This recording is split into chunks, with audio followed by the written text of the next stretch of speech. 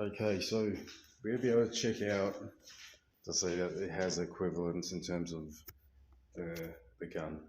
If it's made like the real thing, but it's not the real thing, but it is equivalent. What was supposed to...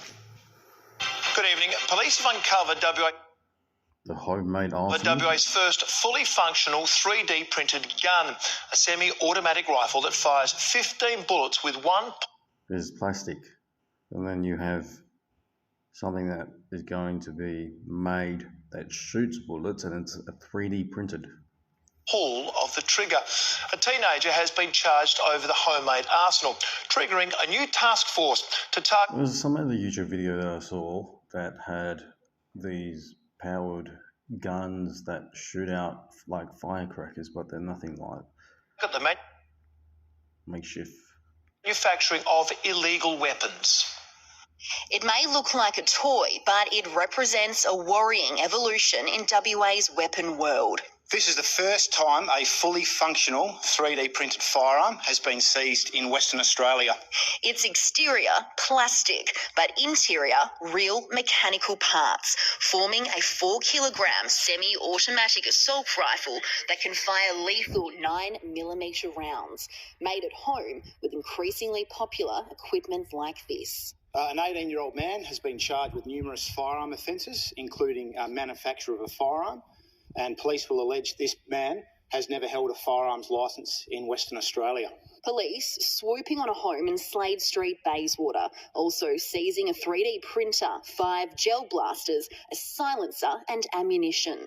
Alarmingly, the gun is of the same calibre as those used by WA police, capable of firing 15 bullets with just one pull of the trigger. I mean, I'm not shocked to see something like it going around. Elliot Furnison says his Balcatta store is regularly forced to turn down requests to print guns and parts, estimating it takes just 2 days to manufacture one, with materials costing as little as $40.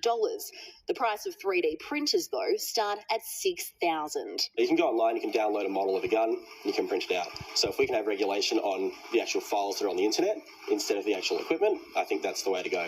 The WA government playing catch-up with firearm laws to target the trend. Police, too, honing in. The Drug and Firearms Squad, we've started a task force specifically to target the people manufacturing these firearms. And Olivia Donaldson, new legislation is in the works. It is, Michael. Right now, WA's very outdated 50-year-old Firearms Act is right now under review, and included in that shake-up is future-proofing legislation to keep up with the trends and emerging technologies like 3D printing guns. Now, we know that it's big in the US, and we've seen it pop up in cases over east, but it has now hit home. The new laws are expected to be introduced to Parliament late next year, Michael, and it seems the sooner the better. Liv, thank you for the update. My viewing is Forget hard work. Employment Hero makes it easy. Manage HR, recruitment, contract. Good evening. Police have uncovered WA's first... my viewing intake on this homemade arsenal is that the way that they are now providing legislation laws to these 3D printed plastic, why would they say that they would need to put a protection on these files so that these files are not printed? These files that contain some models or that contain the makeshift or make of this gun that seems to be like a toy, but it's to see that to be used, which is really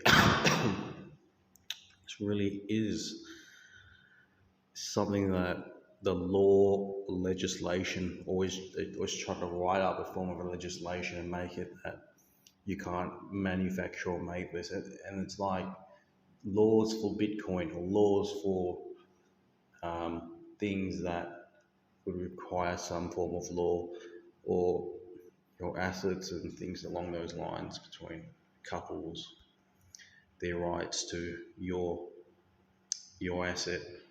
If you marry or you divorce, things like that.